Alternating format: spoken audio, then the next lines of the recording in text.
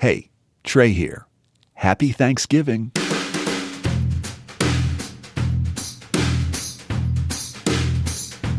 We're continuing this special series called Red State, Blue State, which is a collaboration between West Virginia Public Broadcasting and the Us and Them podcast and KCRW in Los Angeles, California. It's a conversation between the liberal progressive blue bubble of Southern California and Trump country here in West Virginia. Now, the midterm elections are over, but the family drama around politics is just beginning.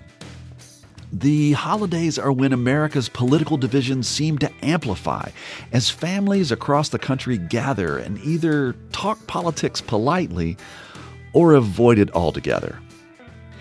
This week, we examine a family divided.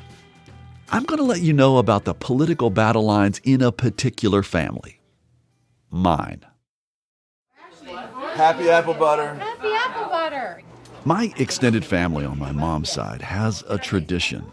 Each fall we get together in the Blue Ridge Mountains of Virginia for a common purpose, making apple butter. Apple butter is the best holiday of the year. That's my sister, Stacy Kay. This is better than Christmas? Oh, yeah. Yeah. Because everybody comes together and we are just all working together to create something that everybody gets a make and take. We usually gather in October, weeks away from any contentious election. But politics is in the air. And there's a wide spectrum of worldviews on my side of the family. On the left, we've got a law professor cousin who's testified to Congress about women's rights issues. And on the right, we've got an uncle who was a faithful John Birch Society follower until he quit because he said they weren't far enough to the right. We're spending time making apple butter, even though we vote for different people for president or have different bumper stickers. This is my mom, Kathy Kay. Well, have you seen some of the bumper stickers? Not this year, but in the past. What do you remember?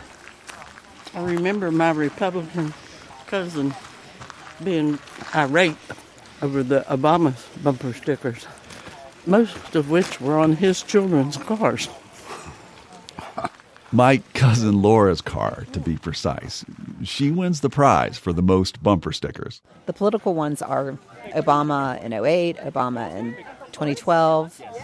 You got a Bernie Sanders thing on there. Bernie Sanders thing on there. I just added that, yeah. I haven't looked at other cars here, but I imagine there would be bumper stickers. I haven't seen a Trump one, but I think in the past I've seen like a McCain back in the week. We've seen W's. My father used to have a W on his vehicle. He was very proud of his right-wing views toward the end of his life.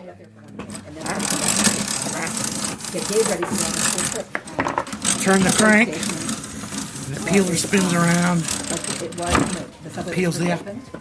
There's this big, wide table surrounded by a dozen or more family members of different ages, from different parts of the country, and in some cases from different parts of the world. Every now and then, we'll start talking about family news, catching up on the events of the last year.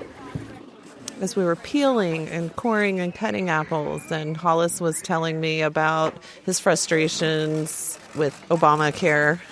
It's going to kill me this year because I'm unemployed. And Obamacare is the best I can do, and that's not much. It'll get me into an urgent care, and that's about it, in my opinion. But he did say, my boy Obama. He said, you're a boy Obama's health care plan. So, there's that, a little jab. And I guess I could have taken that ball and run with it, but I don't see any reason to. There you go, Craig. That's the hot side. There's more fire on that side right there. A 40-gallon pot sits over a large wood fire stove. Throughout the day, bushels of apples are thrown into the pot and get cooked down into a concentrate. And we all take turns stirring the pot so that things don't scorch on the side. This is my cousin, Amy Milo, stirring. It's making my arm tired right now. But if you've got a good partner, you get into the rhythm and you don't really think about it. It's a family reunion, so you see a bunch of people that you don't normally see, but there's always something to do. So if you run out of things to talk about, you can just sit there and cut apples.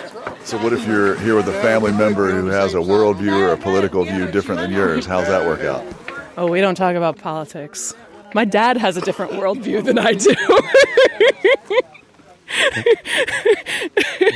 You pick your battles. It's the rare individual that puts politics above other things. This is Amy's dad, Joe Milo. Although we've had one of those in the family. Do you want to mention names? Well, Joe Hollis, I mean, clearly, if you didn't agree with him, he was willing to write you off his ticket. Remember earlier when I mentioned an uncle who left the John Birch Society because they weren't far right enough? Well, that's my uncle Joe Hollis Jones. When I was growing up, he was by far my favorite uncle. He was tons of fun. But then, at some point, a dark cloud descended over his life, and he lost touch of his sense of humor, became incredibly serious, and was obsessed with extreme right-wing conspiracy theories. He was a hard-right zealot. He was like a religious zealot, but about politics. Correct. And I think it was not healthy. It was not healthy for him. He made himself unhappy with this, putting politics above other values. I share the same political quadrant that he did. And there was a kernel in truth in where he was coming from. He'd taken most of the stuff too far. Generally speaking, I mean, it was kind of more on the politically conservative side, but the parts where you think he took it too far was when it kind of got into race and Holocaust denial and stuff like that. Right. Okay, I'll say it. There were times when I was deeply embarrassed by Uncle Joe's extreme racist and anti-Semitic views. I mean, he drove many family members nuts. He became a pariah to some, but not all. Even though he was tough to be around, the family didn't vote him off the island. He was still invited to applebutter, and he'd show up donning a wide-brimmed Amish hat and stand for hours stirring the kettle in a slow, rhythmic way. He didn't talk much, but he'd stir for hours. It seemed like despite his extreme views and darkness, he felt a need to stay connected with the family. We lost Uncle Joe back in 2017. I spoke with him at one of the last apple butters he attended. We're here at Applebutter, and there's people here who have a worldview, and then there's people who have an absolutely different worldview, and yet we all get together and make apple butter. What do you think of that? Well, I mean, I have disagreements with a hell of a lot of them. But you still show up. Oh, yeah. How come? Well, it's family. Family.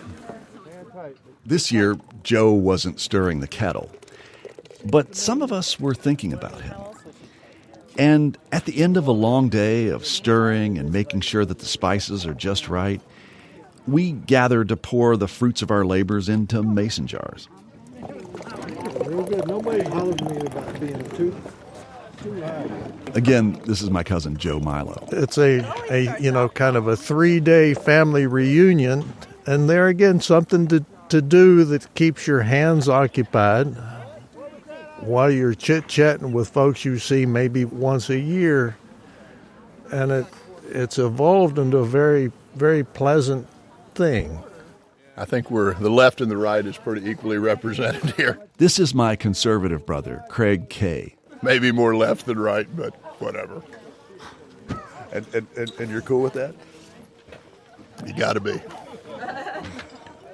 Well, does the apple butter help? Sure. The apple butter is somehow a glue. It's somehow a glue. I don't know how it all fits, but I've come around, and I'm not the biggest, You're not a fan of apple butter. A pint of apple butter will do me fine for a year. I don't need to take home 22 pints of apple butter every year. Frankly, I think it's quite a tribute to our elders that we all descend from, they'd be quite happy to see us all gathered like this many, many, many years later. This year, and ever since the 2016 election, really, Americans across the country have struggled to share a meal with family members who think differently. And my family hasn't really been spared from this. But I walked away from apple butter this fall thinking that if there is a secret sauce in what my family does, it's that we do more than just sit down and eat. The trick is in all that work, all the cutting and peeling and stirring, boiling it down. Work to keep your hands busy. Work where you don't have to just smile and be polite. And work toward one common goal.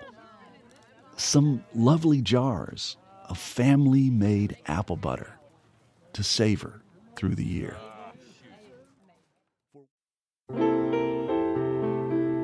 Music lifts us up and brings us together, even when we can't get together in person.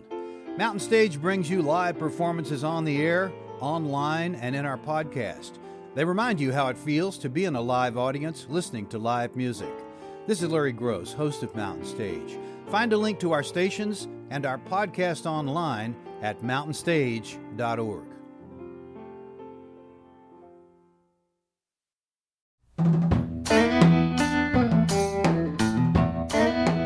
You've been listening to Red State Blue State, a collaboration between Us and Them and KCRW in Santa Monica, California. Hey, we'd like to hear from you. Do you dread getting together with extended family for fear of encountering relatives with political views that don't jive with yours?